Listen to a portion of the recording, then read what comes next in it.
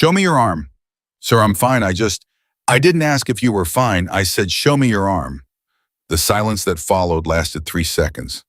3 seconds that changed everything. Maria Lopez slowly turned her wrist over, and the moment Lorenzo Duca saw those bruises, 4 fingers and a thumb pressed so deep into her skin, they had turned the color of a storm. Something shifted inside him that had not moved in 20 years. The entire city of Chicago had no idea what that moment was, about to cost one very protected, very confident police officer named Derek Mitchell. If that already stopped your breath, hit subscribe right now and follow this story to the very end. Drop your city in the comments. I want to see how far this goes. Lorenzo Duca was not a man who asked questions twice. In 30 years of running the most quietly powerful operation in Chicago, he had learned that asking twice was a form of weakness, an advertisement that you could be stalled, deflected, worn down. You asked once. You waited. And if the answer that came back was a lie, you didn't ask again. You simply proceeded with the information you already had, which was always more than the other person realized.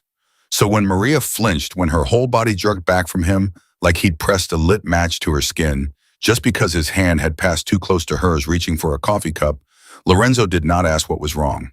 He did not say a word. He simply looked at her. Steady, patient. The way a man looks when he already knows something is broken and is simply waiting to see exactly where. Maria bent fast to pick up the newspaper she'd knocked off the table. She kept her right arm angled and her sleeve pulled down. She was practiced at it, natural. The movement of someone who had been hiding something for a very long time, but not practiced enough. Maria, she straightened. Her face was composed, that careful, neutral expression she wore like armor every single day she walked into this house. I'm sorry, sir. Clumsy of me. Show me your arm. Sir, the left one. Something moved through her eyes then. Not fear exactly, something older than fear. The particular resignation of a person who has run the calculations and already knows they've run out of room. She turned her wrist over slowly and Lorenzo looked down at the bruises without any change in his expression. 4 fingers, a thumb, deep purple at the center, bleeding out to yellow-green at the edges. A week old, maybe 10 days. He stood there for 4 full seconds. Then he reached out and with 2 fingers tilted her wrist very slightly toward the light from the window. How long? He asked. It's nothing. Maria, his voice dropped. Not loud, never loud, but the kind of quiet that fills a room, the way water fills a glass completely with no space left.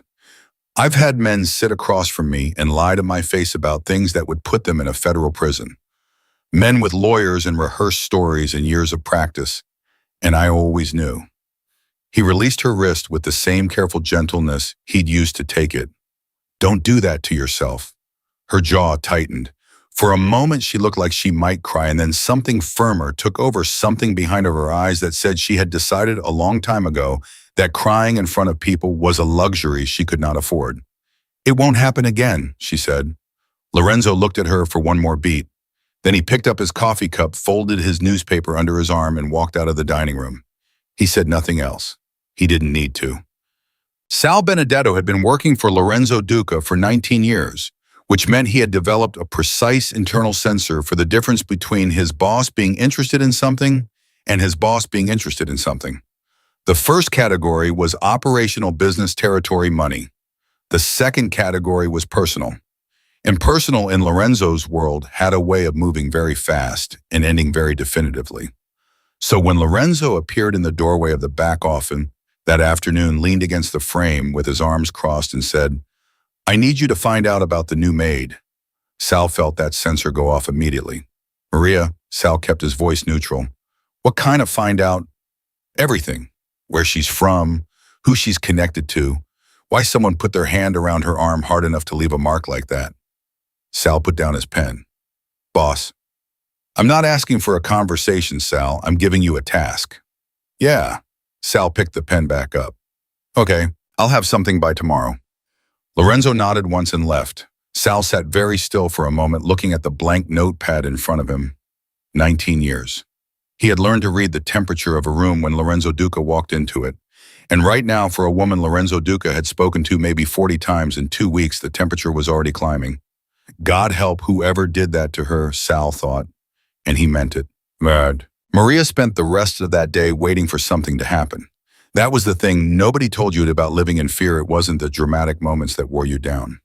It was the waiting, the constant low-grade alertness that turned every ordinary situation into a threat assessment. When Lorenzo walked past the room she was cleaning without stopping, she exhaled. When Rosa handed her a list of afternoon tasks and said nothing unusual, she exhaled again. When 5 o'clock came and nothing had changed, she told herself she was fine. She was not fine. But she was functional, which had been her standard for 3 years now. The bus ride home took 40 minutes. She sat near the front, close to the driver, which was a habit she'd developed without ever consciously deciding to develop it. She didn't listen to music, she watched the stops. Her apartment was on the 3rd floor of a building on Kedzie that smelled permanently of somebody else's cooking and had a buzzer system that half the time didn't work. She checked the lock on her door before she put the key in. She checked it after. She went through her 4 rooms quickly, bathroom, bedroom, kitchen, the small space she used as a living room before she took off her coat. Clean, empty, safe. She stood in her kitchen and let herself breathe. Then her phone buzzed on the counter. She looked at it without picking it up. Unknown number. She let it ring. Voicemail. She waited 60 seconds, then played it. Maria? Derek's voice flat and almost friendly. I saw you getting off the Kedzie bus tonight. New uniform. Looks like you found steady work. That's good. I like knowing you're settled. A pause. Talk soon? She deleted the voicemail. She set the phone face down on the counter. She turned on the stove and stared at the burner and tried to remember how to feel ordinary. He had seen her, which meant he'd been watching the bus stop, which meant he had either tracked her commute from the estate side or he had someone watching her building. Both options required a deliberateness that was in its own way more terrifying than anger. Anger burned out. Deliberateness did not. She made herself cook dinner. She made herself eat it. She was asleep by 10. She dreamed about a hand on her arm in a parking lot and woke up at 3 in the morning with her heart slamming and lay in the dark until it was time to go back to work. The envelope was on the kitchen counter when she arrived Thursday morning. Her name on the outside in that precise slanted handwriting she recognized from the household schedules. She stood in the empty kitchen. Rosa wasn't in yet. The cooks were just starting and opened it. There is a doctor, Dr. Anna Ferrara, 1140 West Erie. She is discreet. The appointment is Thursday at noon. You will have the morning off. No signature. 3 lines. Maria read it twice. Then she folded it carefully and put it in her pocket and stood very still, with one hand pressed flat against the kitchen counter. She was not a woman who cried easily. She had burned that ability down to almost nothing over the last 3 years, cauterized it through repetition and necessity. But something about the precision of those 3 lines, the plainness of it, the complete absence of sentimentality, the way it simply handled something without requiring her to perform gratitude or explain herself, cracked something open in her chest that she wasn't prepared for. She pressed the heel of her hand to her sternum and breathed. Then she straightened up, put on her apron, and went to work. Dr. Anna Ferrara's office was on the 2nd floor of a brownstone that had been converted so quietly and tastefully that you could walk past it 3 times without realizing it wasn't a private home. The waiting room had 2 chairs and a small table with a plant and no magazines, which Maria found oddly comforting. No pretense of normalcy, just a room that was exactly what it was. Dr. Ferrara herself was 50 maybe, with gray threading through dark hair she kept short, and a quality of attention in her eyes that Maria recognized and trusted immediately, the quality of someone who listened, not to respond, but to understand. Sit down, Maria, she said. Not a question, a gentle instruction. Maria sat. I'm going to ask you some questions, and I want you to answer them as honestly as you can. There's nothing you can say in this room that leaves this room. That's not a promise I make to everyone. With you, I'm making it. She paused. Do you understand? Yes. Good. She opened a folder. Tell me about your arm first. Then we'll go back to the beginning. Maria told her. Not everything, not the full architecture of the last 3 years. Not Derek's voice on the voicemail, not the parking lot, not the night she'd gone through the wall, but enough. The bruises, the pattern, the way she had learned to move through the world to make herself smaller. Dr. Ferrara documented everything without comment, without the particular expression of distressed sympathy that Maria had learned to brace for the look that meant the person across from you felt worse about your situation than you could afford to. She simply listened and recorded and asked clean clinical follow-up questions. At the end, she pressed a card into Maria's hand. My personal number, not the office, my cell. If you need to reach me at 2 in the morning, you call that number and I will pick up. She held Maria's gaze. Lorenzo Duca asked me to take care of you. I want you to understand what that means. He doesn't ask this lightly, and when he asks it, he means it completely. Maria looked at the card. Why is he doing this? Dr. Ferrara was quiet for a moment. Because he's someone who has seen this before, she said finally, and he couldn't stop it then. When Maria came back to the estate that afternoon, Lorenzo was in the front hall with 2 men she didn't know. He was mid-conversation, his back half turned.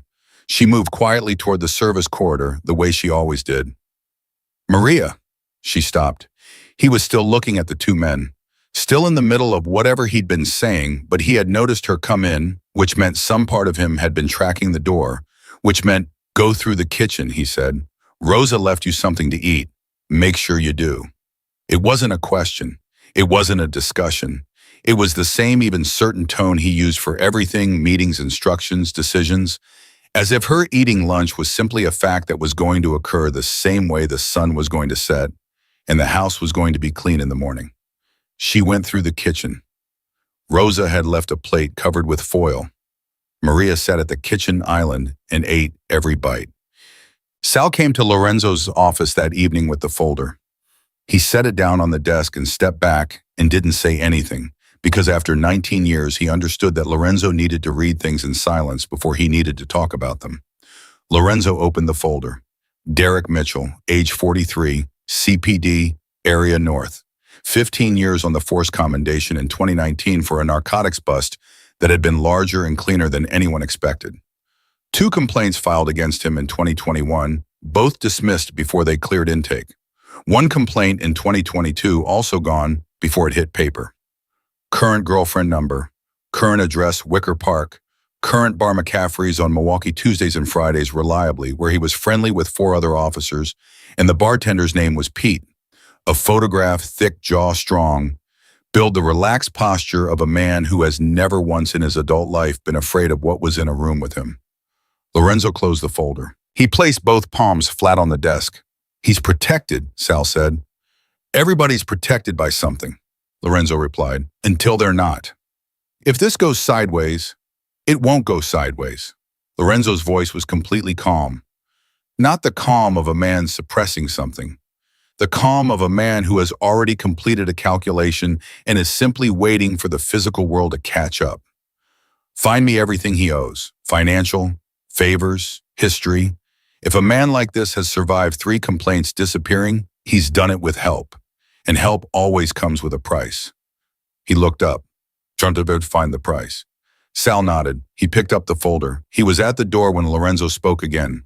Sal. Yeah, boss. She was alone in a parking lot. Lorenzo's voice didn't change. He put his hand on her in broad daylight in front of other people, which means he's not afraid of being seen. A pause. He's going to need to learn what afraid feels like. Sal said nothing. He left and the door clicked shut behind him. Lorenzo stood and walked to the window. The city spread out below him, indifferent and enormous and full of people living inside quiet catastrophes that the city would never notice or solve.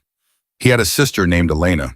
She had told him something once, sitting at a kitchen table with a cup of tea she wasn't drinking, using the flat, careful voice of someone who has rehearsed a speech until all the emotion has been worn smooth about what it felt like to believe that no one was coming, that the world had looked at what was happening to her and decided it wasn't worth the trouble. He had believed her. He had handled it. And Elena had lived the rest of her life without being afraid, which was the only ending Lorenzo had ever wanted for that story. He thought about Maria Lopez alone in an apartment on Kedzie, deleting voicemails and checking her door locks and moving through the world on a constant low frequency of terror that she had gotten so good at hiding, she'd probably half convinced herself it wasn't there. He pressed the intercom button. Rosa. Yes, Mr. Duca? Tomorrow morning, make sure there are flowers in the kitchen. The yellow ones Maria mentioned last week. A beat. She said she used to grow marigolds with her grandmother in Oaxaca. I know what she said. That's why I'm asking. He released the button. He stood at the window for a long time. Across the body in a bar on Milwaukee Avenue, Derek Mitchell was on his third whiskey laughing at something one of his friends had said, completely comfortable, completely untouchable, completely unaware that a man he had never met had just decided that his life was about to change. He had no idea. He was about to find out. The marigolds were on the kitchen counter when Maria arrived Friday morning. A small clay pot, orangey yellow blooms still holding the cold from wherever they'd been kept overnight, sitting next to the coffee maker, like they had always been there. Maria stopped when she saw them, just stopped in the middle of reaching for her apron and looked at them for a long moment without moving. Rosa was at the far counter slicing bread and did not turn around. Mr. Duca had them brought in yesterday afternoon. She said, her voice deliberately flat, the tone of someone conveying a fact and nothing more. He said to put them where you'd see them first thing. Maria touched one of the petals. It was cool and soft and impossibly ordinary. She had mentioned her grandmother exactly once 10 days ago in passing to Rosa, a 3-sentence memory about a small garden in Oaxaca and the way marigolds smelled in the early morning before the heat came. She hadn't thought anyone was listening. Someone had been listening. She tied her apron and went to work and didn't let herself think about what that meant. But she thought about it all morning. Across the house in the study off the main corridor, Lorenzo was on the phone before 8. Not the kind of call he made on the main line. This was the cell he kept in the inside pocket of his jacket. The one with a number that changed every 90 days, the one that only 7 people in the world had. He stood at the window with his coffee going cold on the desk behind him and listened to the voice on the other end with the particular stillness of a man receiving information he had already half expected. Mitchell's got 2 guys he's close to in the department, the voice said. Kowalski and a guy named Frates. They've been running interference for him for years. Complaints come in, Kowalski redirects them. Frates handles the paperwork and makes sure nothing gets assigned. It's not organized exactly, more like a favor economy. Mitchell does things for them, they do things for him. What kind of things does Mitchell do for them? A pause. Kowalski's got a nephew. Kid got picked up for distribution in 2022. Case went away. Mitchell's name is on a call log from that week. And Frates has money problems. Had them for a while. They got less problematic around the same time Mitchell started doing well on his overtime filings. Another pause. There's more. Mitchell's been running an informal side operation using his badge to put pressure on small businesses in Wicker Park. Nothing dramatic. Just enough to make people cooperative about certain things. Parking enforcement inspection, scheduling, that kind of lever. Lorenzo set his coffee cup down. Is any of this documented? Not officially, but the people it happened to remember. They just need a reason to say so. Find me 3 of them, Lorenzo said. People who will talk if someone credible asks. That might take a few days. You have until Monday. He ended the call. He stood with the phone in his hand for a moment, then put it back in his pocket and picked up his coffee. It was cold. He drank it anyway. The thing about Derek Mitchell, the thing that had been clarifying itself in Lorenzo's mind since he first saw that folder, was that Mitchell wasn't exceptional. He wasn't some rare, monstrous aberration. He was ordinary in the worst possible way. He was a man who had discovered early in his career that the system he worked within could be bent in his direction if you knew which joints to press and who had spent 15 years pressing them. He had hurt Maria not out of some uncontrollable darkness, but out of a simple practiced belief that he could, that the math would always come out the same, that women like her didn't have access to the kind of arithmetic that could change the answer. Lorenzo intended to introduce him to a new kind of math entirely. He pressed the intercom. Sal. Sal appeared in the doorway 40 seconds later, jacket already on, which meant he'd been waiting. Boss? McCaffrey's on Milwaukee. Mitchell drinks there Tuesdays and Fridays.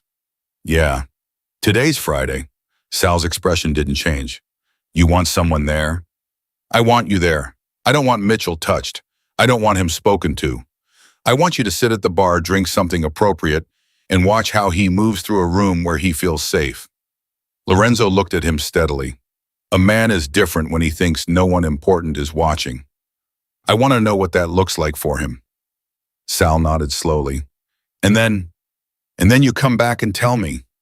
Sal was almost at the door when Lorenzo spoke again, his voice completely even. Also, that building on Kedzie where Maria lives, 3rd floor. I want to know who owns it, what the security situation is, and whether anyone's been watching the entrance in the last 2 weeks. Sal went very still for exactly 1 second. Then, I'll handle it personally. I know you will, Lorenzo said. That's why I'm asking you. Maria was upstairs changing the linens in the east guest room when she heard voices below that she didn't recognize. Not the regular men, not Sal, not the 2 who came on Wednesdays, not the lawyer who appeared on the last Friday of every month with a briefcase and an expression of permanent mild anxiety. These were different voices, younger, more clipped. She kept moving, doing her work, but she listened the way she'd trained herself to listen absently, apparently, but missing nothing. Can't stay long. He knows we're here. He's expecting you. Rosa's voice precise and unimpressed. Sit in the front room. I'll tell him you've arrived. Maria carried the folded sheets to the linen closet at the end of the hall. As she was coming back, she nearly walked directly into Lorenzo, who was coming up the stairs with the particular forward momentum of a man moving towards something rather than away from it. They both stopped. Sorry, Maria said, immediately stepping to the side. Don't apologize. He looked at her briefly, not the long inventory look from the dining room and a quick checking-in look, the kind that asked a question without using words. She had the strange sensation standing there in the hallway that he was making sure she was all right. Not asking, just checking. The marigolds, she said before she'd fully decided to say anything. He waited. Thank you. She said it quietly with the directness of someone who means a thing and has the courage to say so plainly. Lorenzo looked at her for a moment. Your grandmother had good taste, he said, and continued down the stairs. Maria stood in the hallway for a beat after he was gone, one hand holding the empty linen bag, and understood that she was in completely uncharted territory. The 2 men in the front room turned out to be associates from a situation in the western suburbs that had been developing for several weeks, a problem with a distribution arrangement, and a partner who had decided that the terms of an agreement were negotiable. Lorenzo handled it in 40 minutes, calmly sitting in the leather chair across from 2 younger men who had clearly rehearsed what they were going to say and found in the execution that the rehearsal hadn't quite covered the reality of the room. When they left with a clear understanding of exactly what was going to happen next and exactly why attempting to renegotiate further would be inadvisable. Lorenzo poured himself 2 fingers of bourbon, which was unusual for 10:30 in the morning, and sat with it without drinking it and thought about Derek Mitchell's photograph. 4 fingers, a thumb. He drank the bourbon. Sal got to McCaffrey's at 6:15, which gave him 45 minutes before Mitchell typically arrived. He sat at the far end of the bar, ordered a Guinness he didn't particularly want, and made himself look like a man who was killing time before meeting someone. He was very good at this. 19 years had made him very good at being whatever the room needed him to be. Mitchell arrived at 7:02. He came in with a man Sal recognized from the folder Kowalski heavyset badge still on his belt, even off duty, the kind of cop who never fully stopped being a cop, even when he was supposed to be relaxing. They took a table rather than the bar, which told Sal something about Mitchell's preference for sightlines. A man who liked to see the room, who liked to watch doors. Sal watched him for 90 minutes. He watched the way Mitchell told a story, expansive hands wide, the performer's instinct demanding full attention as a matter of course. He watched the way the bartender Pete gave him a fresh drink before he asked. He watched the way Mitchell's eyes moved around the room periodically, casually, the way a man checks a perimeter when the checking has become so automatic, he no longer knows he's doing it. He watched at 8:15 when a woman came in alone and sat 2 tables away, and Mitchell noticed her within 30 seconds and didn't stop noticing her. He watched Mitchell's eyes, the way they tracked, the way they measured, the way they settled on things and people with the flat assessing quality of a man who categorized the world into what was useful and what was not, what was threatening and what was manageable. Sal finished his Guinness, left cash on the bar, and walked out without looking at Mitchell's table. He called Lorenzo from his car. Talk, Lorenzo said. He's comfortable, Sal said. Not just relaxed comfortable, like a man who's been doing things his way for a long time, and has never once had a reason to reconsider. He paused. He's also smart. He watches the room. Not paranoid, just habitual. He'd noticed someone who didn't fit. Does he look like a man who worries? No, Sal said. He looks like a man who's never had to. Lorenzo was quiet for a moment. Good, he said, and the single word carried something in it that Sal had heard before in conversations over the years that had preceded outcomes that certain people had not seen coming. You want me to start making him worry? Sal asked. Not yet, Lorenzo said. Soon. Maria was locking the service entrance door at the end of her shift when Rosa appeared behind her coat on bag over her arm, headed for her own car. Walk with me, Rosa said. Not an invitation, a decision. They walked the side path toward the small parking area where the staff left their cars. The evening was cold, the sky the dark blue of late October in Chicago, the air carrying that particular metallic edge that meant November was close. He asked me this morning, Rosa said, whether you seemed all right, whether anything seemed different. Maria kept walking. What did you tell him? I told him you seemed tired, which is true. Rosa glanced at her sideways. I also told him that some kinds of tired don't come from not sleeping enough. Maria said nothing. I'm not asking you to tell me anything, Rosa continued. I've been in that house for 18 years. I have learned very thoroughly when it is and is not my business to ask questions. She stopped at her car and turned to face Maria directly. What I am telling you is this: whatever is in your life right now, whatever it is you're carrying, it is no longer only yours, whether you wanted that or not. She unlocked her car. Go home safely. Check in tomorrow. She drove away and Maria stood in the cold and watched the taillights disappear and felt the complicated weight of being seen, truly seen, after years of investing everything she had in being invisible. She checked her phone. No unknown number tonight.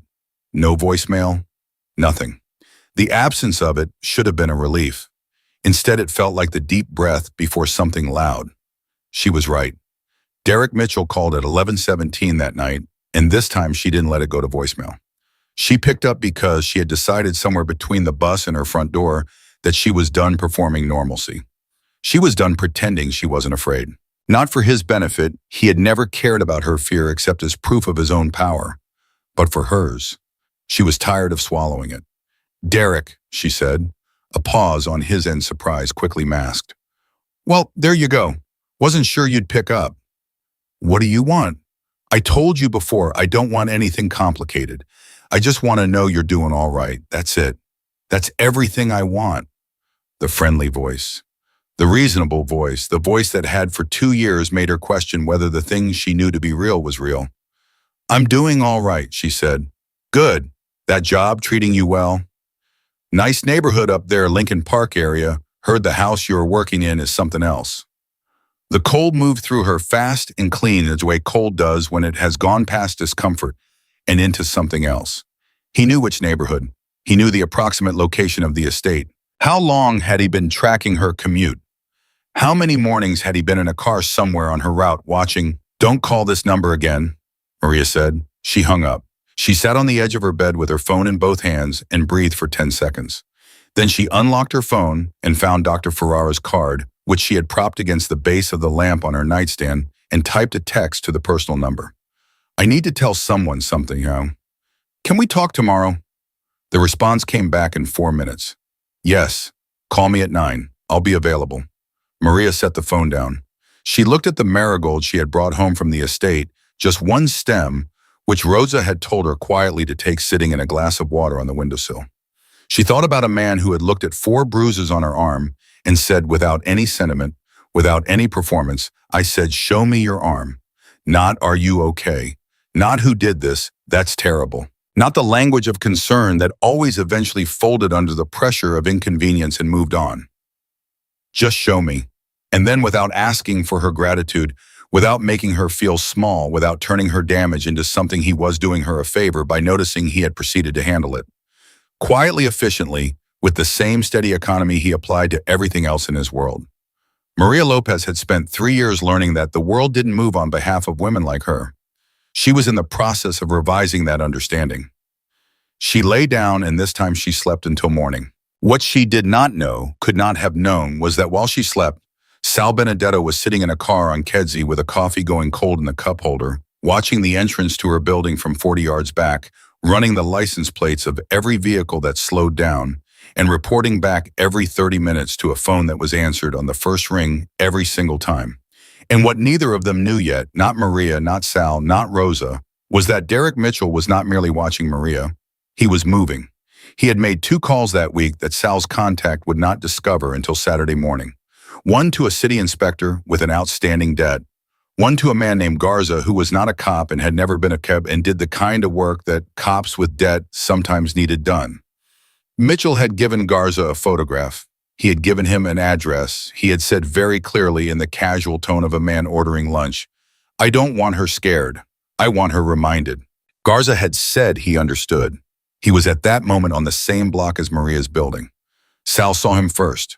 Not because Sal had been expecting him, he hadn't, but because Sal had been in this work for 19 years, and there is a specific, unmistakable way that a man stands on a street corner at midnight when he is waiting to do something that the street corner is not meant to witness. A quality of attention, a relationship to the environment that is slightly, critically wrong. Sal sat up straight in his car. He looked at Garza for 10 seconds. Then he called Lorenzo. "I've got a problem on Kedzie," he said.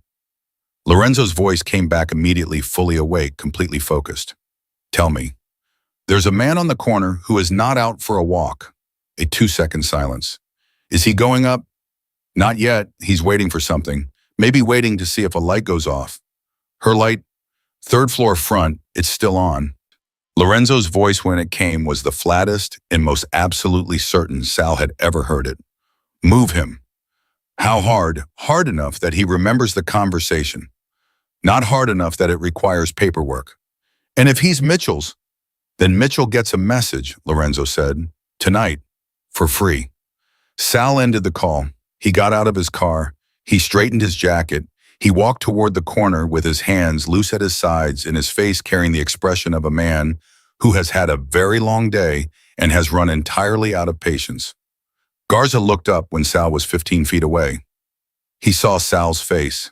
He made a decision quickly, the right decision in Sal's opinion, and started walking in the other direction. Sal followed him for half a block, said 4 sentences very quietly, and watched him keep walking, fast, without looking back. Sal returned to his car. He called Lorenzo. "Done." "Who sent him?" "Didn't say a name. But he gave up the neighborhood pretty fast, which means he was paid not loyal. Someone hired him for tonight." "Only one person has a reason for tonight," Lorenzo said. "Yeah." Sal settled back into his seat. "You want me to stay on the building?" "Until morning," Lorenzo said. "Then I want you in my office at 8.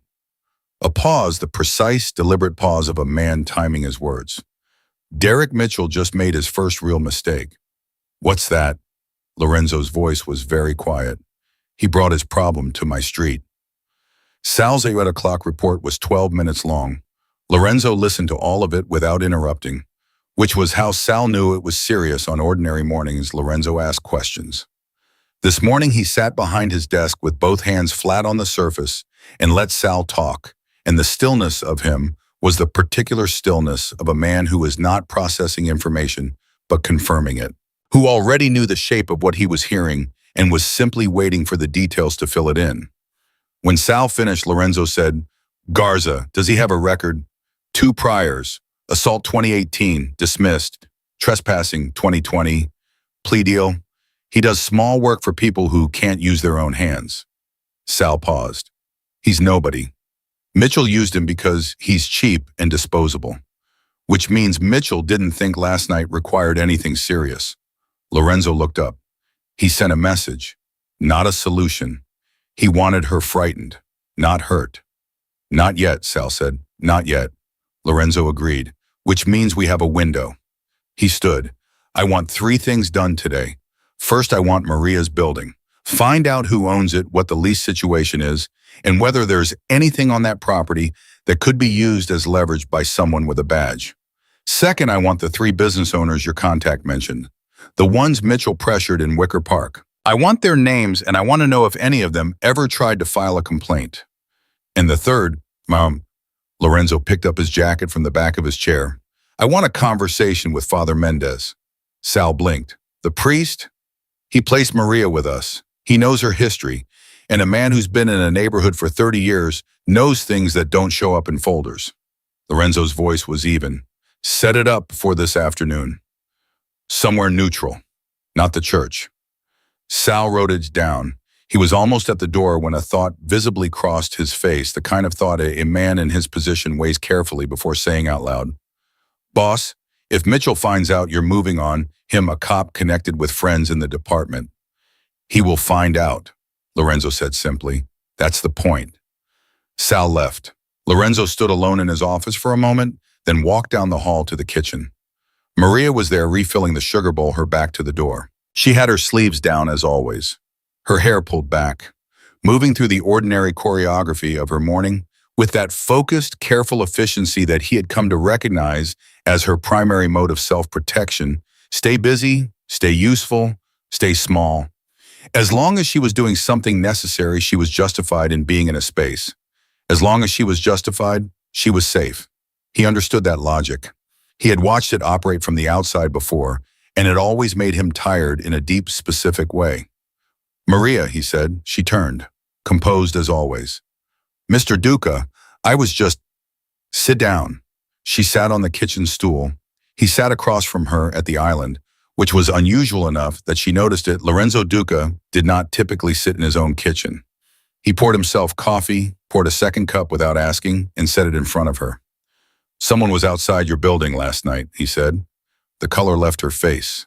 Not dramatically, just a subtle, terrible withdrawal, like watching a light dim. She set her hands flat on the counter. What do you mean someone was a man, standing on the corner, watching your window? He was moved along before anything happened. Lorenzo held her gaze. You're all right, nothing happened, but I need you to understand that I know, and I need you to tell me something honestly. She waited. Have there been other times? Outside the apartment, the parking lot you mentioned to Dr. Ferrara, has there been anything else? Any other contact? Maria was quiet for exactly the length of time it takes a person to decide whether honesty is still survivable. Then, he called me Friday night, after my shift. He knew what neighborhood I work in. She paused. He said he just wanted to know I was all right. That's not what that is, Lorenzo said. I know what it is. Her voice was steady and flat and completely without self-pity. I've known what it is for 3 years. I didn't have anywhere to put the knowing. Lorenzo looked at her. There was something in his chest that he had learned over many years to keep behind a very specific wall. Not cold, not indifferent, but controlled. Controlled because uncontrolled was dangerous, and dangerous in his line of work meant people got hurt who weren't supposed to get hurt. But sitting across from Maria Lopez in his own kitchen on a Saturday morning, watching her describe a man's campaign of terror with the flat precision of someone who has been through it so many times it has become its own language, he felt that wall flex in a way it hadn't in a long time. You have somewhere to put it now, he said. You understand that? She looked at him carefully.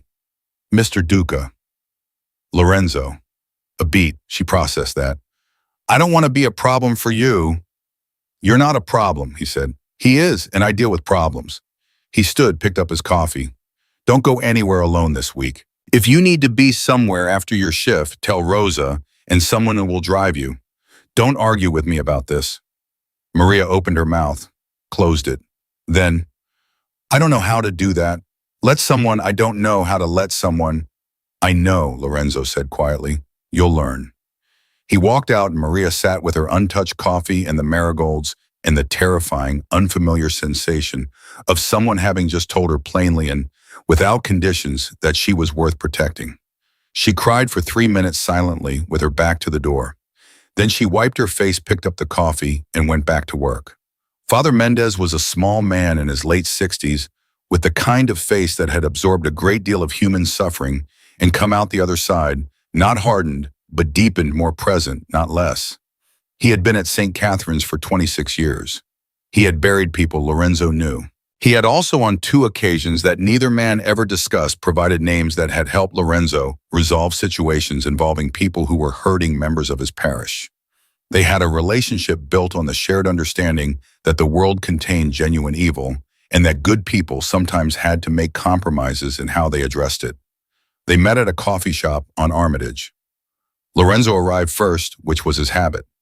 Mendez arrived 3 minutes later, sat down, ordered black coffee, and looked at Lorenzo with the particular directness of a man who has spent decades hearing confessions and is therefore immune to being made uncomfortable.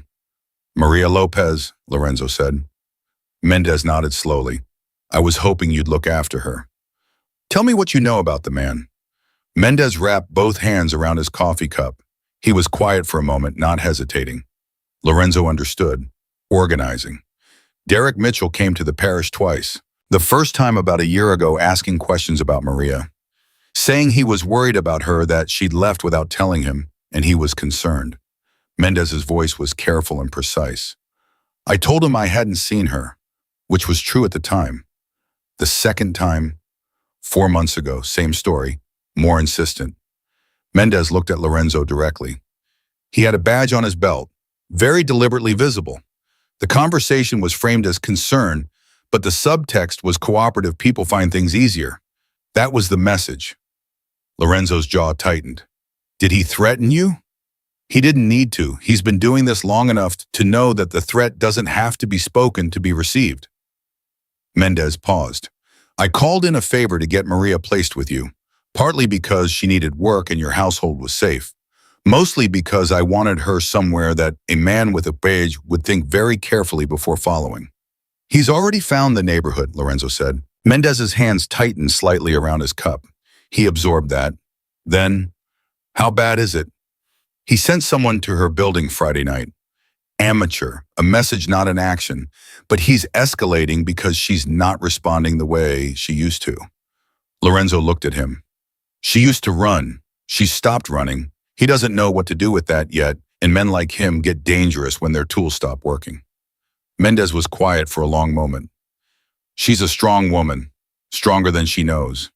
2 years she stayed because she believed what he told her, that she had nobody, that the world wouldn't listen. The moment she stopped believing that, she walked. He paused. What she needs is for the world to prove that her instinct was right, that it was worth walking toward. I know, Lorenzo said. Are you in a position to give her that? Lorenzo picked up his coffee. I'm going to give Mitchell a very clear set of options, he said, and I'm going to make sure that all of them lead to the same place. He set the cup down.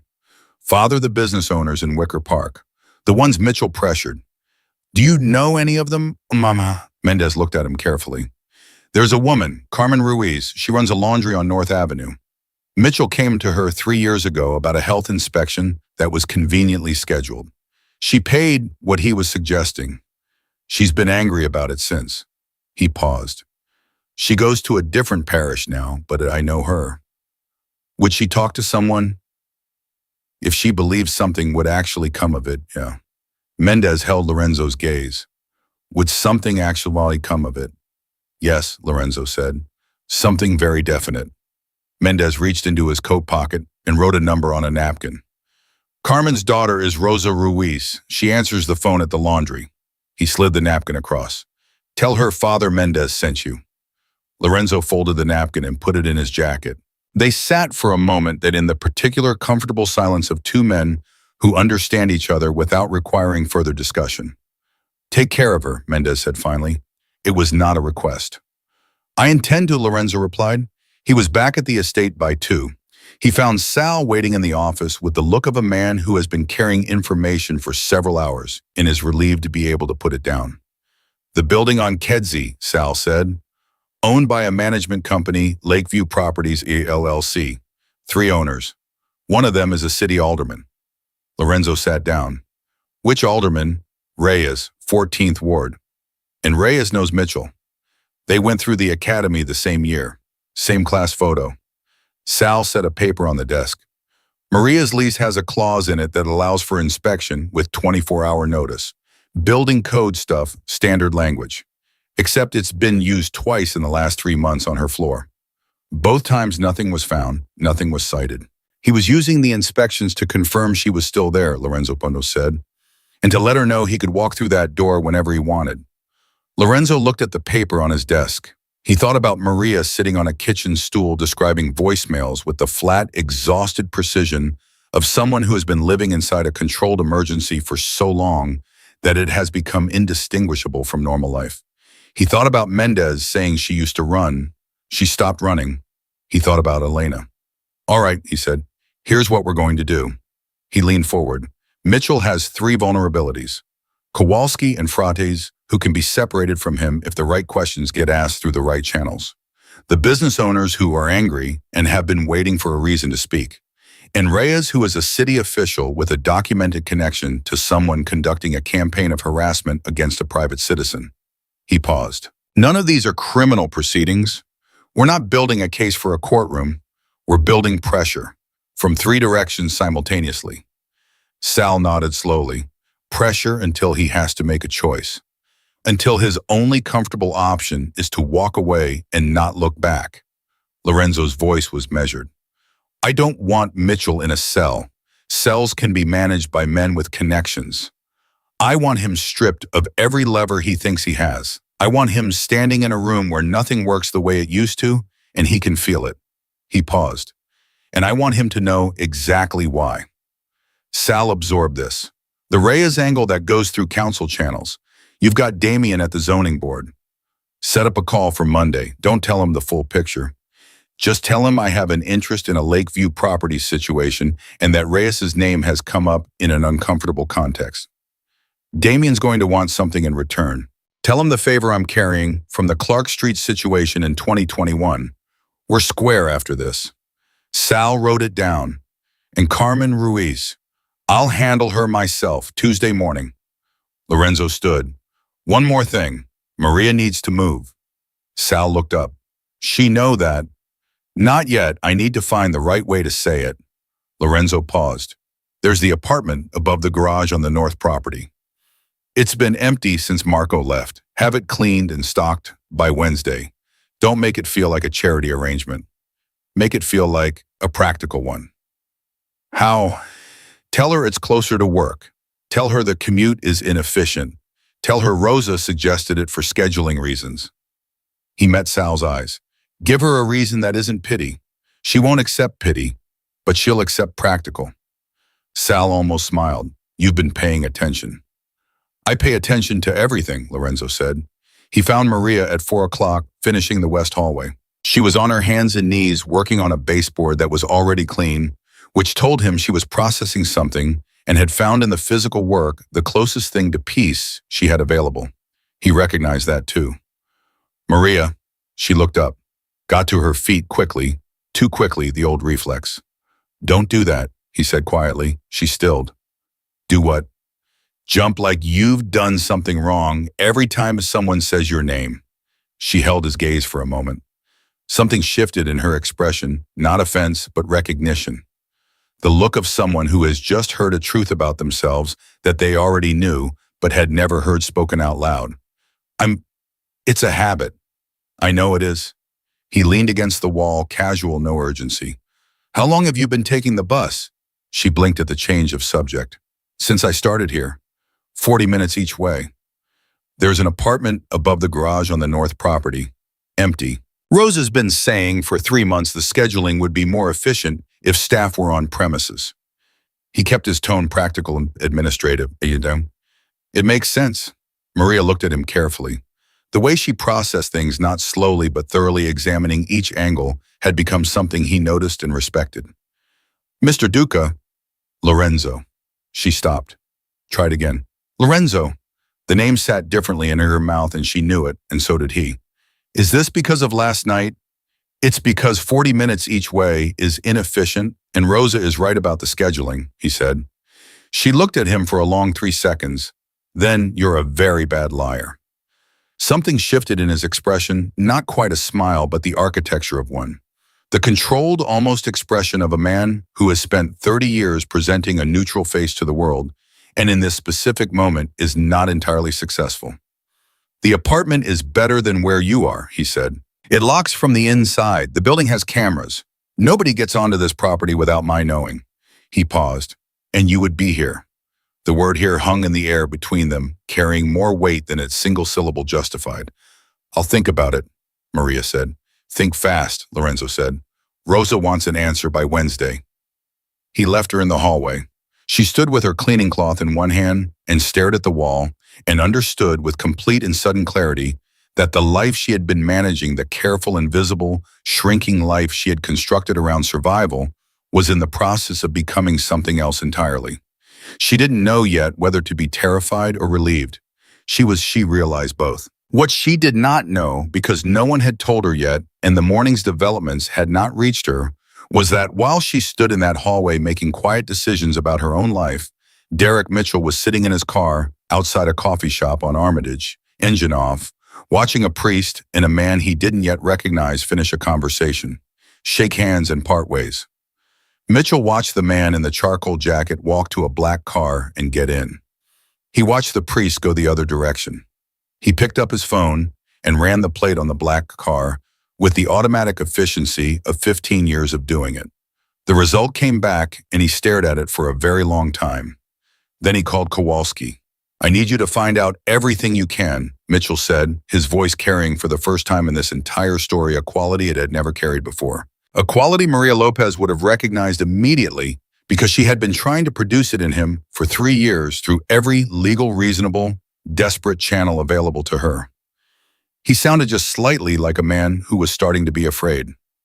"Find out everything about Lorenzo Duca," he said, "and find out why he's meeting with a priest from Pilsen about a woman named Maria Lopez." Kowalski called back in 40 minutes. Mitchell knew from the quality of the silence on the line before his partner spoke that the news was not going to be manageable in the way he was accustomed to managing things. "Lorenzo Duca," Kowalski said, and then stopped, as if the name itself required a moment of preparation before the rest of the sentence could follow it. "I know the name," Mitchell said.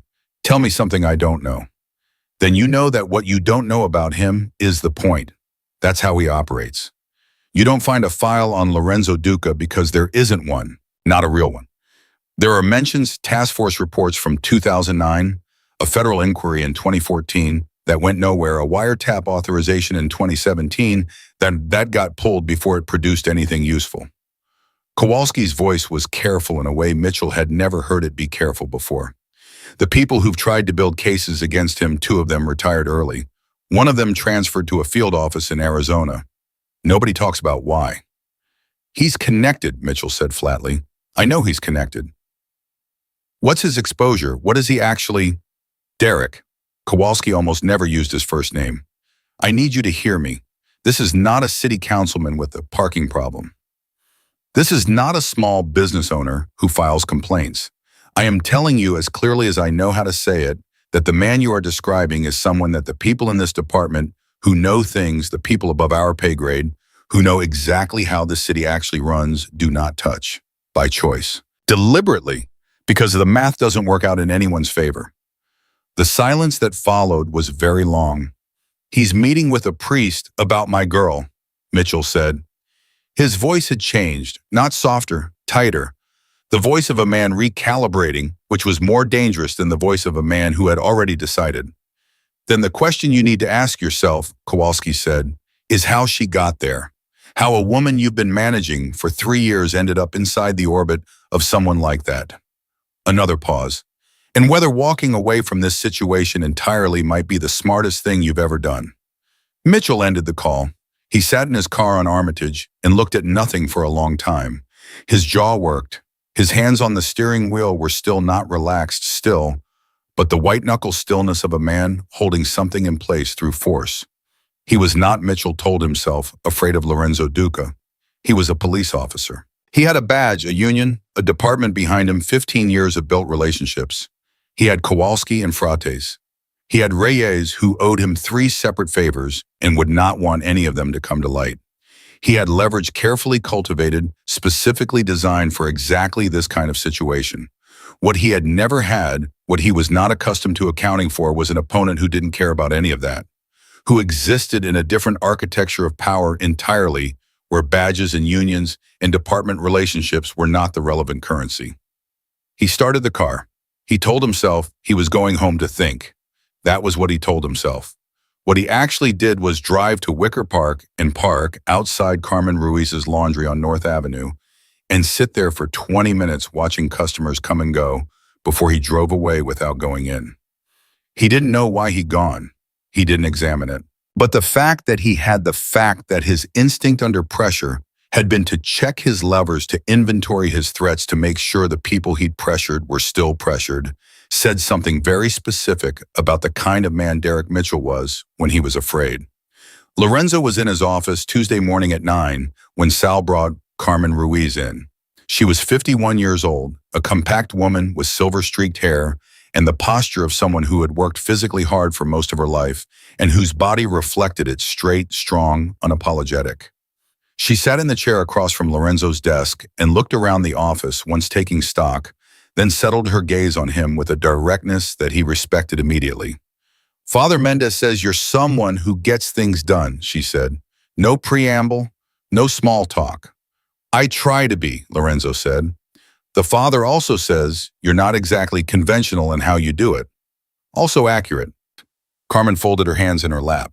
"Mitchell came to my business in 2021. I had a health inspection coming up, routine. Nothing I was worried about. He came in on a Wednesday afternoon in uniform and sat down at the little table I keep near the front.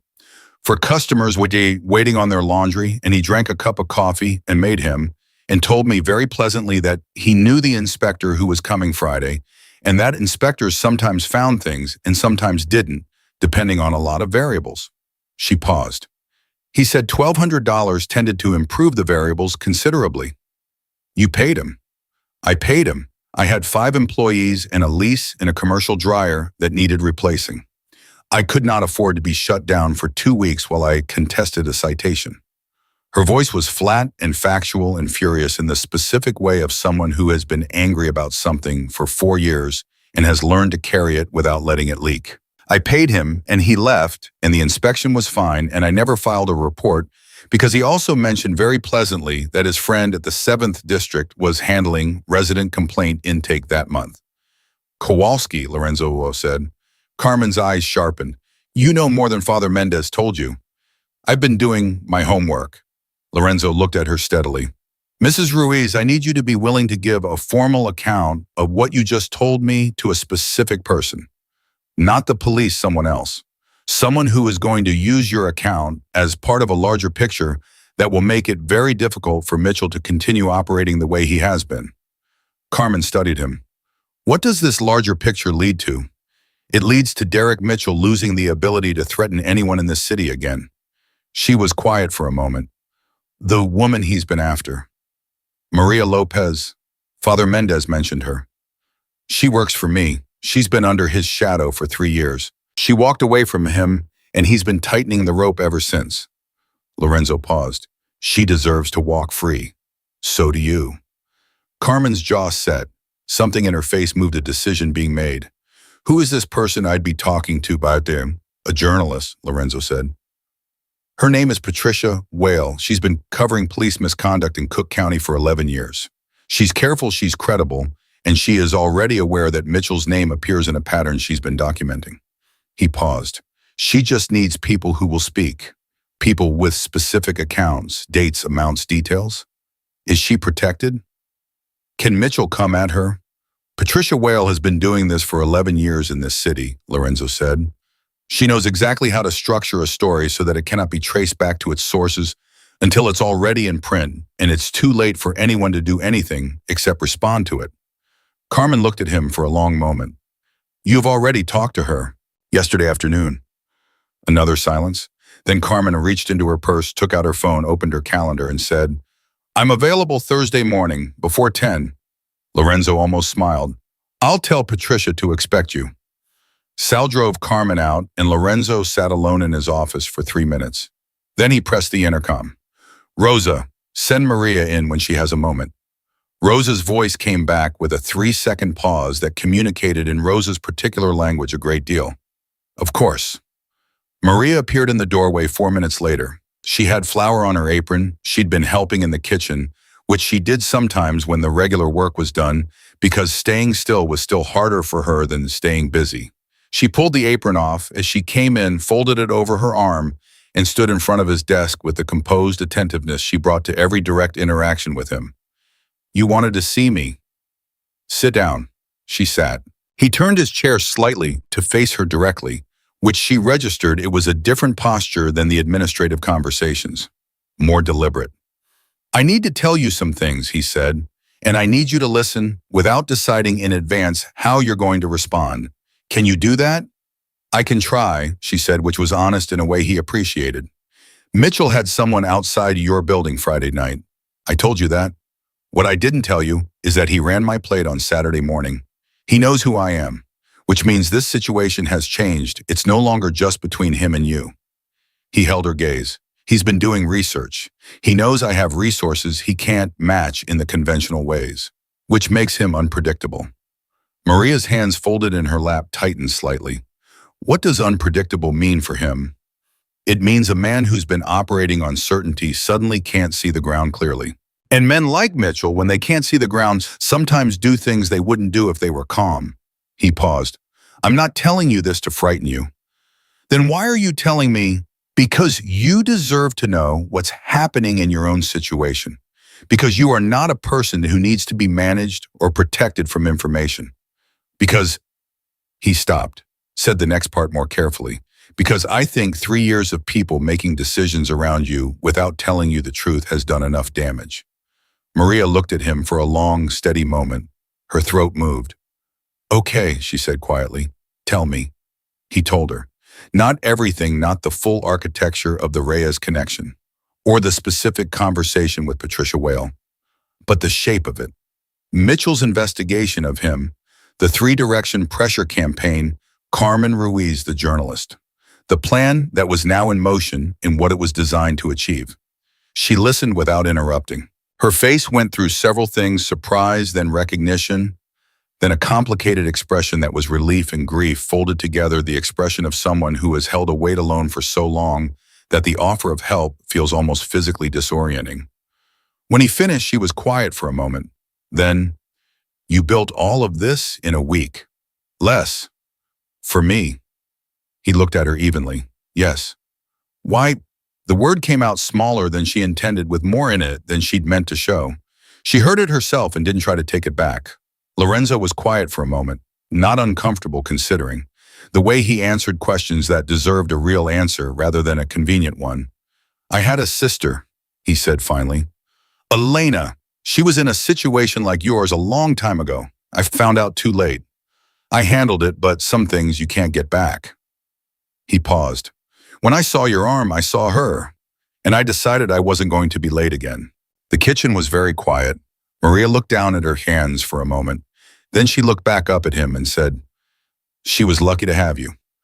She would have been luckier if I'd paid attention sooner. He stood. The apartment above the garage. Have you thought about it? Yes. And I'll take it, Maria said. On one condition. He waited. I pay rent. Real rent. Whatever it's worth. I don't want... She stopped, steadied herself. I need it to be a real arrangement, not charity.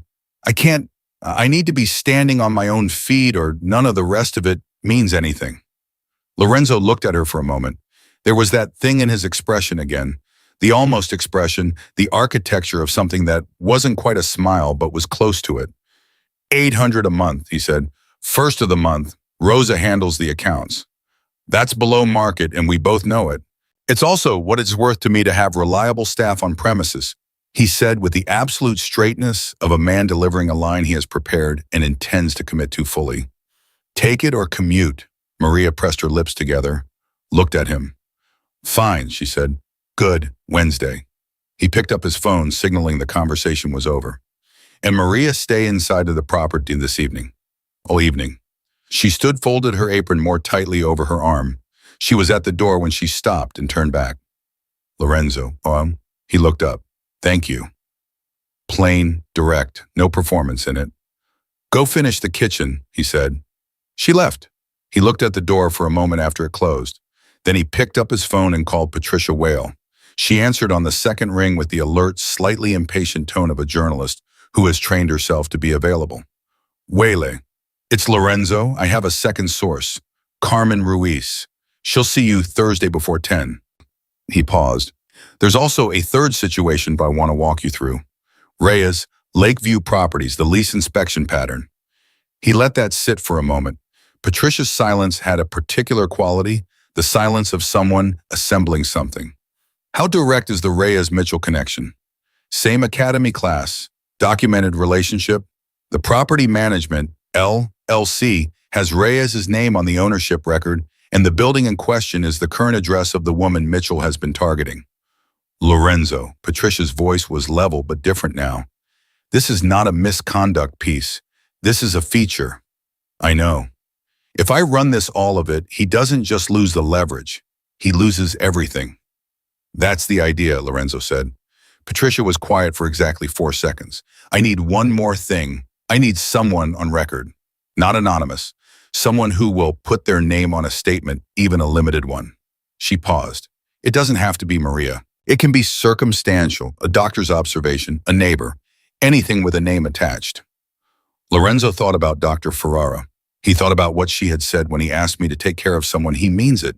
He thought about whether Anna Ferrara was a woman who understood exactly what she was signing up for when she answered calls at 2 in the morning. He already knew the answer. I'll have someone for you, he said. Give me 24 hours. He ended the call. He pulled up Dr. Ferrara's number. Before he dialed, he sat for a moment with the phone in his hand and allowed himself briefly to take stock of where this was. 1 week. 1 week since a woman had flinched in his dining room and turned over a wrist covered in bruises. In 1 week, he had built a 3-direction pressure campaign involving a journalist with an 11-year track record, a business owner with a specific account, and the courage to give it a city alderman whose name was about to become very uncomfortable for him, and 2 officers whose protection of Mitchell was documented well enough to become a liability the moment it was put in print. Mitchell knew his name now. Mitchell was afraid now, or close enough to it. And a man who is afraid is a man who makes mistakes. Lorenzo dialed Dr. Ferrara. What he did not know, what Sal's contact would not discover until Thursday morning, when it would nearly be too late, was that Mitchell had spent Tuesday evening doing something that Kowalski's advice and his own fear had not been sufficient to prevent him from doing. He had called Reyes, not to warn him, not to strategize, but to tell him in the flat, controlled voice of a man who has decided that the best defense is an offense, that there was a problem that needed addressing before it became a larger problem, and that addressing it was going to require Reyes to use his city council access to pull Maria Lopez's work authorization documentation for review. On what grounds, Reyes had asked, careful the way the politician is careful. On the grounds that I'm asking you, Mitchell said, and you remember what I'm owed. Reyes had gone quiet. Then I'll see what I can do. See fast, Mitchell said. I need her out of that house before the end of the week. He had a logic to it, twisted but functional. Without Maria at the estate, Lorenzo Duca had no personal stake. Without a personal stake, a man like Lorenzo would have no particular reason to continue expending resources on the situation. Mitchell didn't understand because he had never encountered anyone like Lorenzo before that this logic was built on a fundamental misreading of the man, that Lorenzo Duca's interest in Maria Lopez was not transactional, not contingent on proximity, not the kind of concern that evaporated when circumstances changed. But Mitchell didn't know that. He thought he was being smart. He thought he was finding the lever. On Wednesday morning, Maria packed her things on Kedzie into 2 bags and a cardboard box, left her key on the kitchen counter, and got into the car Sal had sent without making it feel like a big thing, because she had decided that surviving was more important than the performance of normalcy, and that accepting help was not the same as being weak. She moved into the apartment above the garage on the north property, which was clean and bright and smelled like fresh paint and had a deadbolt on the door that required a key from both sides. She put the marigold on the windowsill. She put Dr. Ferrara's card next to it. She stood in the middle of the room and breathed, and for the first time in 3 years, the air did not feel like something she was borrowing. She called Rosa to say she was in. Rosa said, "Good, now come down and help me with dinner," which was exactly the right thing to say, and Rosa knew it. At 4:15 that same afternoon, Lorenzo took a call from Damien at the zoning board, who had made 3 phone calls of his own that morning and was now speaking in the hushed, rapid tones of a man who has discovered that the situation he agreed to look into is significantly larger than represented. Reyes is moving on something, Damien said. I don't have the specifics yet, but there's a documentation review being pushed through his office. Someone he owes a favor to wants a work authorization flagged. Lorenzo's expression did not change. How fast can it move? If Reyes pushes it end of the week, Friday. Stop it, Lorenzo said. Lorenzo, if I step in front of a colleague's, Damien, the word landed flat and clean. We are square after this, all of it, everything from Clark Street. Consider that number I have been carrying for 5 years zeroed, but you stop that review by tomorrow morning. A long pause. Tomorrow morning, Damien said. Done. Lorenzo put the phone down. He sat for a moment, then he pressed the intercom. Sal? Yeah. Mitchell called Reyes. He's trying to get Maria's work authorization flagged. Damien is handling it, but Mitchell is moving faster than I expected. He paused. Which means he's more afraid than I expected. Which means he knows we're close to something. Could be the laundry woman, Sal said. If he drove past there on Saturday. He knows, Lorenzo said. He's trying to cut the legs out from under us before we finish building. He stood. Move the timeline up. I need Patricia Whale to be ready to publish by end of week. That's fast. Yes, Lorenzo said. It is. He walked to the window. Across the property in the apartment above the garage, a light was on. He could see the faint orange of a marigold in the window from where he stood, which was farther away than anyone should have been able to see a single flower, which meant he had been looking specifically for it. He turned from the window. Derek Mitchell had one more move before he ran out of board. Lorenzo intended to be ready for it before Mitchell knew he'd made it. Patricia Whale had been a journalist for 11 years, which meant she had developed through repetition and necessity the ability to tell the difference between a source who was giving her a story and a source who was giving her the truth. The two things overlapped more often than people assumed, but not always, and the gap between them was where careers ended and lawsuits began. Dr. Anna Ferrara was giving her the truth. They met Thursday morning at 7:30 before the clinic opened in the small office that smelled like coffee and the particular stillness of a room where serious conversations happened regularly. Ferrara sat across the table from Patricia with a folder that she had prepared with the careful precision of a woman who understood exactly what she was doing and had decided to do it anyway. I want to be clear about what I'm providing, Ferrara said. I cannot share patient records without consent. What I can provide is a clinical observation made in my capacity as a physician of injury patterns consistent with long-term controlled physical abuse. I can speak to frequency, severity, and the particular presentation of someone who has been conditioned over time to minimize and conceal. She paused. I can also speak to the fact that the injuries I observed are not consistent with the explanation offered, which is a clinical determination, not a legal one. Patricia's pen was moving. And you're willing to be named? I am. Mitchell has department connections. If this goes public. Ms. Whale, Ferrara's voice was even. I have been treating women in this situation for 20 years. I have watched cases disappear, complaints get redirected, women get told by the people whose job it is to protect them that their experience is not sufficient to act on. She closed the folder and set it precisely on the table between them. I am a physician. My name carries weight in a courtroom and in print. If putting my name on a statement means that one man loses the ability to hurt one woman for one more day, then the calculus is very simple. Patricia looked at her for a moment. Then she said, Can I ask you something off the record? Ferrara nodded. Is she all right, the woman? Ferrara was quiet for a moment. She's becoming all right, she said, which is different and harder and more real. Patricia closed her notebook. I'll have the piece ready to file by Friday afternoon. She went directly from Ferrara's office to Carmen Ruiz's laundry, where Carmen was already open, already working, already dressed in the no-nonsense efficiency of a woman who opened her business before 8 every morning because she had employees who depended on her and a lease that didn't care about her feelings.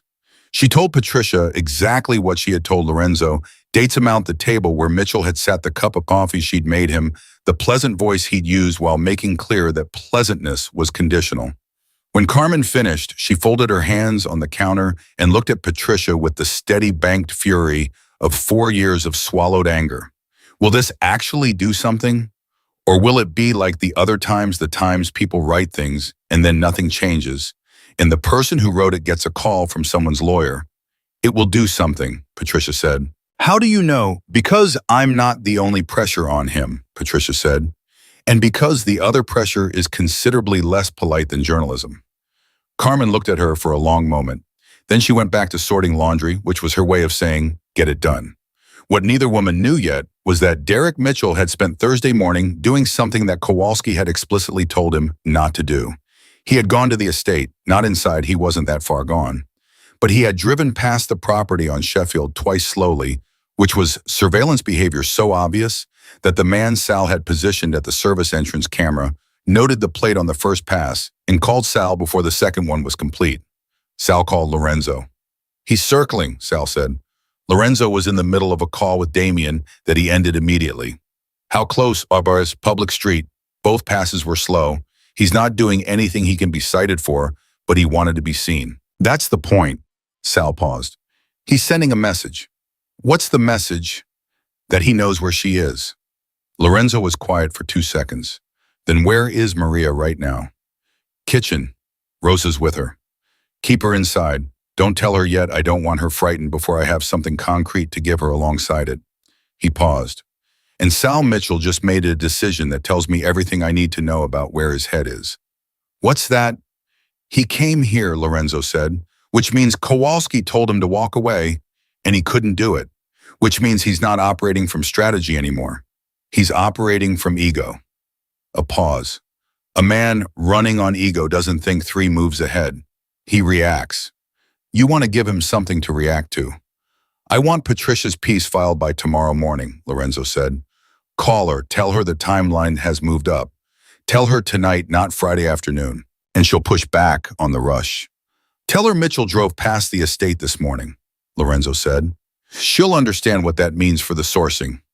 He put the phone down. He stood very still in the center of his office for a moment, not thinking he had already done all the thinking that needed doing. What he was doing now was feeling the weight of the next 24 hours with the full attention of a man who understood that what happened in them would determine everything that came after.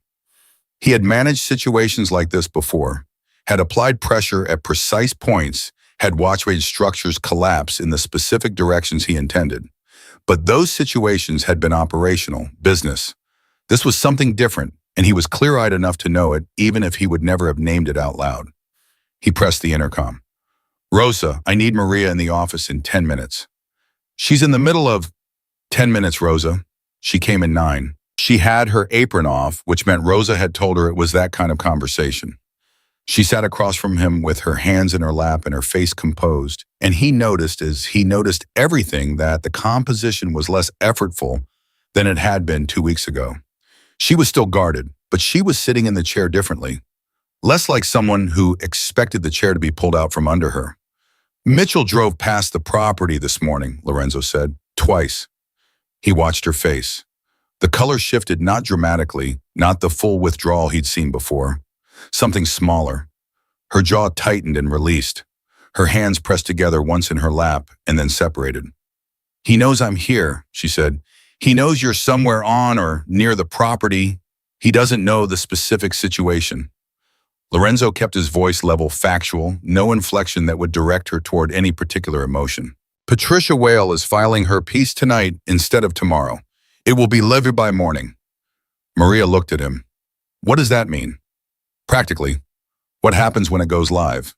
It means by tomorrow morning Derek Mitchell's name is in print in a story that connects him to documented extortion of a small business owner, a pattern of complaint suppression through his relationship with Kowalski, and Frates, a city alderman whose property was being used to facilitate surveillance of a harassment target and a physician's clinical observation of long-term physical abuse." He paused. "It means his union gets a call. His captain gets a call. Internal affairs, who have been very carefully kept from his paperwork for 4 years, get a reason to open a file that no one will be able to make disappear." Maria was very quiet. And then Derek Mitchell's world becomes very small, very fast," Lorenzo said. "His levers stop working. His favors stop being worth what they were. The people who have been covering for him start calculating whether the cost of continuing to do so is higher than the cost of stopping." He held her gaze. "Men like him don't fall because someone beats them. They fall because the structure that was holding them up decides it's no longer worth the weight." Maria looked at her hands for a moment. When she looked back up, her eyes were steady, and her voice when she spoke was quiet and deliberate. "And if he comes here tonight, before the piece goes live, he won't. But if, Maria, His voice was firm, but not sharp. He will not get onto this property. I have been managing threats to this house for 20 years. He is not the most dangerous thing I have handled in that driveway. He paused. I need you to trust me on that. She looked at him for a long moment, long enough that he could see her working through it, the specific earned difficulty of trusting a statement like that from a man in a world like this. The way trust for someone who had been burned by it systematically required a kind of courage that had nothing to do with bravery and everything to do with choosing deliberately to extend something fragile toward a person and see what they did with it. Okay, she said finally. Good. He stood. Stay inside tonight. I'll tell you when it's done. She was at the door when she stopped. She didn't turn around. Lorenzo, he waited. Whatever happens tomorrow, whatever comes of it, I want you to know that I understand what you've done here. Not just the practical part. She stopped, started again. Nobody has ever looked at my situation and decided it was worth this much effort. Like I was worth this much. Her voice was steady, but just barely. I don't know what to do with that yet, but I didn't want you to think I didn't see it. Lorenzo looked at her back for a moment. Go have dinner with Rosa, he said quietly. She made something with too much garlic, the way she always does, and she'll be offended if you don't eat it.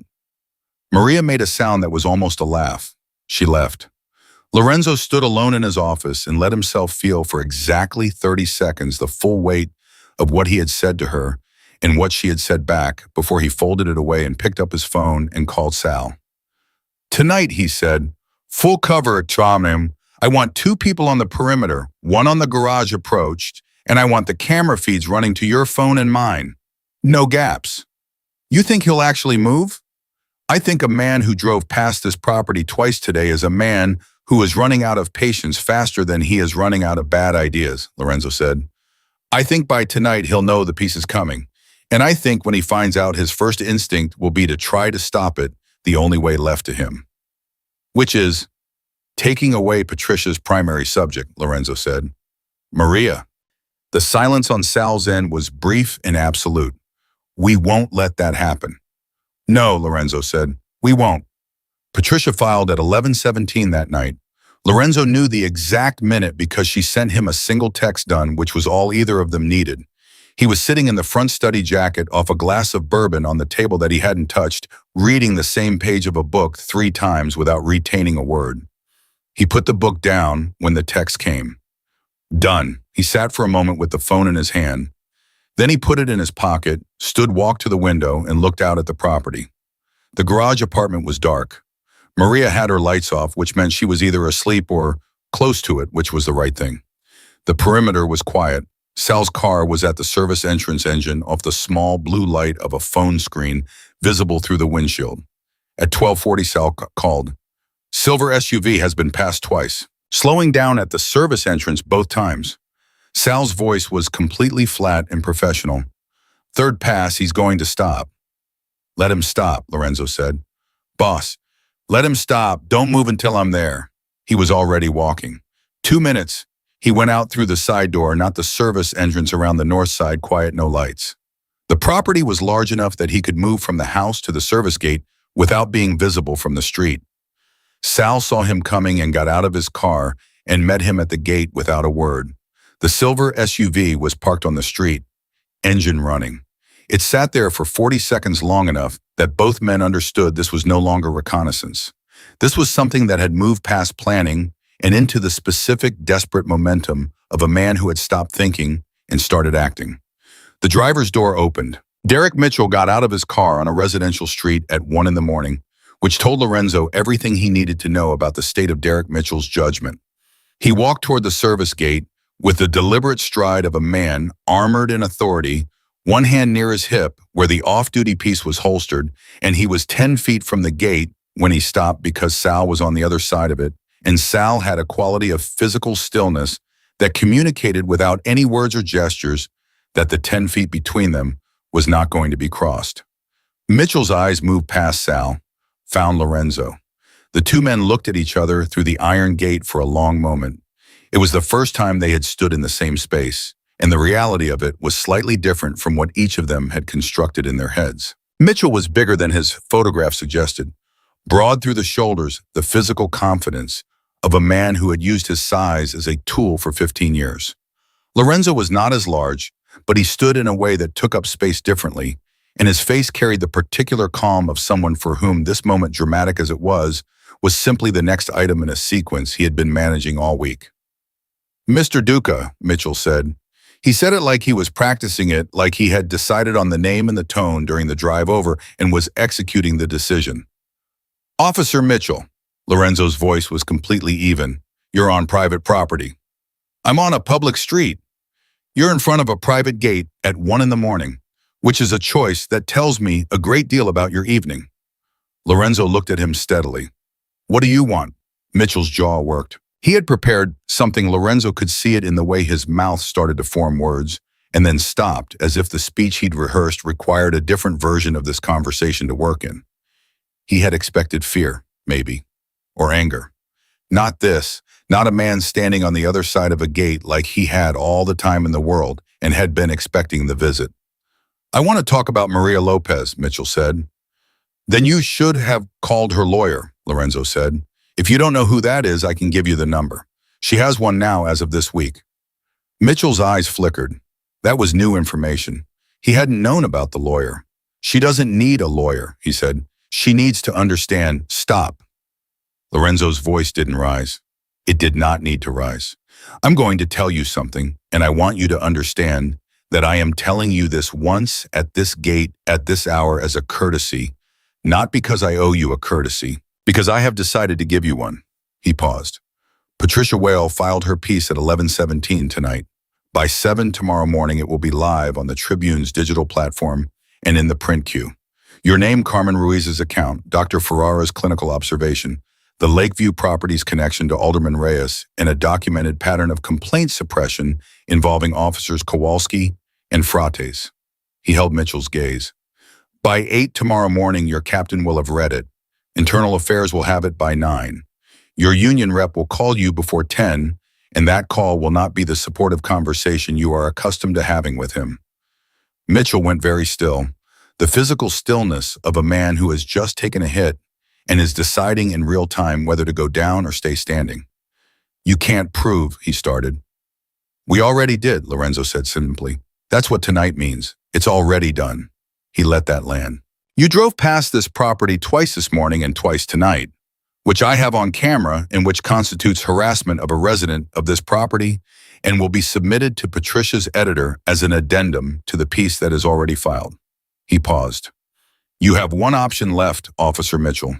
You get back in that car, you go home, and tomorrow morning when your phone starts ringing, you call your union rep and you tell him you intend to cooperate fully with whatever review is opened, because cooperation is the only thing at this point that affects the outcome at the margin." Mitchell stood at the gate and breathed. His hand was still near his hip. Sal noticed it. Lorenzo noticed Sal notice it. Neither of them moved.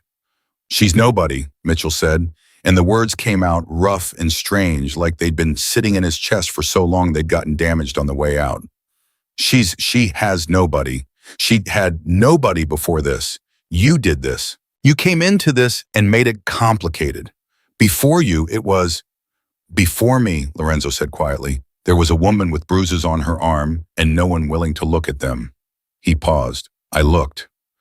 Something passed through Mitchell's face. It was not remorse. Lorenzo did not think Derek Mitchell was capable of remorse. Not tonight, not standing at a gate at 1 a.m. with his hand near his weapon. But it was something, recognition maybe. The specific recognition of a man who has finally stood in a room where his tools don't work and has understood all the way down what that means. He stood there for 7 more seconds. Lorenzo counted them. Then Derek Mitchell turned around. He walked back to his silver SUV. He got in. He sat for 20 seconds, long enough that, he put one hand on the gate latch just in case, and then the engine engaged and the car pulled away from the curb and moved down the street and turned the corner and was gone. Sal exhaled through his nose. "That's it. That's it," Lorenzo said. "He's not done." "No, but he's done with tonight." Lorenzo turned from the gate. "And tomorrow morning he won't have any moves left that are worth making." He was right. The piece went live at 6:58 the next morning. By 8:15, two things happened simultaneously. Mitchell's captain called him into the station for what was described in the language of departmental bureaucracy as a preliminary conversation regarding allegations of misconduct, and Alderman Reyes issued a statement through his communications office expressing full cooperation with any relevant review of Lakeview Properties management practices, a statement that managed to throw Mitchell comprehensively under the bus while never actually mentioning his name, which was the specific political skill that had kept Reyes in office for 11 years. By 10, Kowalski had retained a private attorney. By noon, Fraudes had called internal affairs himself. Lorenzo read the updates in his office as they came in, each one delivered by Sal, in the tone of a man reading a weather report, factual, sequential, undramatic. When Sal finished, Lorenzo nodded once and said, "Good." "That's all?" Sal asked. "Good. What else is there?"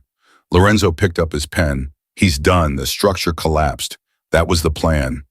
He spent the rest of the morning on other things, the unrelated business that had been accumulating while this week had consumed the bandwidth it had consumed. He took 3 calls, signed 2 documents, resolved a situation in Evanston that had been developing since September. He was to all appearances a man in full control of an ordinary Friday. At 1 o'clock, Rosa knocked on his office door, which she never did. She always used the intercom. He looked up. "Maria would like to speak with you," Rosa said. Her expression was doing a complicated thing that she had clearly decided she was not going to explain. "Send her in." Maria came in with a mug of coffee, not his usual mug, but one he didn't recognize from the kitchen. She set it on his desk, which she had never done before. She stood across from him, and she looked different. He noticed it immediately and couldn't have said precisely what was different, except that she was standing in the room the way a person stands in a room that belongs to them. "I read the piece," she said. "I know." "Carmen Ruiz," she stopped. "I don't know her. I've never met her. She put her name on something for a woman she's never met." "She put her name on something for herself," Lorenzo said, "and for every woman after her who would have been next." Maria looked at him steadily. "Dr. Ferrara called me this morning, before the piece even went live. She said she wanted me to hear it from her first, that she'd given a statement." "She's a good doctor." "She said," Maria paused, "she said you called her Wednesday night, that you asked her to do it, and that you told her if she wasn't comfortable, you would find another way, that you didn't push." She paused again. "She said she's never had anyone ask her like that. Ask instead of assume." Lorenzo said nothing. He picked up the mug of coffee she'd brought and drank from it. "His captain called him in this morning," Maria said. "I know because Patricia Whale texted me. She has my number now, apparently." "Apparently." "It's real," Maria said. The 2 words landed differently from anything she had said in the 5 weeks he had known her. Not like someone reporting a fact, like someone arriving somewhere they had been trying to reach for a very long time and needed a moment to confirm they were actually there. "It's actually real. He can't, the levers don't work anymore." "No," Lorenzo said, "they don't." She sat down in the chair across from him. She didn't wait to be told. She just sat down the way someone sits in a chair in a room where they are allowed to exist without performing justification. She set her hands in her lap, and she looked at him with the kind of directness that had always been in her. He had seen it in the kitchen that first morning, under all the careful invisibility, and said, "What do you need from me going forward? I want to know what I can do." He looked at her. "What do you mean?" Carmen spoke. Ferrara spoke. Patricia wrote it and put her name on it, and it went into the world. She met his eyes. "I've been on the receiving end of everything for a week. I want to know what I can do for the next woman in a situation like mine, for Patricia's next piece, for, I don't know, something." She paused. "I have an account now. I have a voice. I want to use it." Lorenzo looked at her for a long moment. Something in his chest shifted that he had stopped trying to name or classify. He simply let it be what it was. "Patricia will call you," he said. "When you're ready. There's no rush." "I'm ready now." "I know," he said, "but there's still no rush. Let today be today." Maria looked at him, then she nodded once with the particular decisiveness of someone who has accepted a reasonable thing. She stood. She was at the door when she stopped and turned back, which had become over the last week something of a pattern between them. These doorway pauses that held more than the conversations preceding them. The apartment, she said. What about it? I planted the marigold in the window box, the one from the kitchen. It might not survive. It's October. It's Chicago. She paused. But it might. Lorenzo picked up his pen. It might, he agreed. She left. He sat alone in the office that he had sat in for 20 years, making decisions, in managing consequences, in carrying the weight of a world that operated in the shadow of a legitimate one. He sat with the coffee she had brought him, which was slightly too strong, the way it always was when someone made it without knowing his preference, which meant she had made it the way she made her own. He thought about Elena at a kitchen table with a cup of tea she wasn't drinking. He thought about 4 bruises on her wrist in morning light. He thought about a woman standing in a doorway of a room that was hers, talking about a marigold that might survive the Chicago winter. He looked at the coffee in the mug, then he drank it. Outside in the apartment above the garage, a single orange flower held its color in the pale October light, stubborn and present, and quietly insisting the way living things do on taking up exactly as much space as it needed. Derek Mitchell's badge was suspended pending review the following Monday. The union, calculating costs with the dispassion of institutions that survive by knowing when to cut losses, declined to provide full representation. Kowalski cooperated. Freddy's cooperated faster. Reyes did not run for re-election. Patricia Whale's piece was cited by 3 other journalists. Within a week, opened a departmental review that resulted in a policy change on complaint intake and won a regional award the following spring. Carmen Ruiz's laundry on North Avenue was never inspected under questionable circumstances again. Maria Lopez gave one interview on her own terms, on her own timeline, in Dr. Ferrara's office with Patricia Whale in November. She did not speak about Lorenzo Duca. She spoke about what it meant to stop believing you had nobody, about the specific moment when a person stops running and decides to stand still and see what happens. She stayed in the apartment above the garage through the winter. The marigold, against all reasonable expectations, survived. And Lorenzo Duca, who was not a good man by any conventional accounting, who had done things that good men did not do and would not do, who ran a city from its shadows and made decisions that no courtroom would ever be asked to review, Lorenzo. Duca drank slightly too strong coffee every morning in a kitchen where marigold sat on the counter and did not say a word about any of it and did not need to. Some debts are paid not in words, but in the simple, stubborn fact of what you do when no one is watching. And what Lorenzo had done when no one was watching was see a woman who needed to be seen. That was enough. That, in the end, was everything.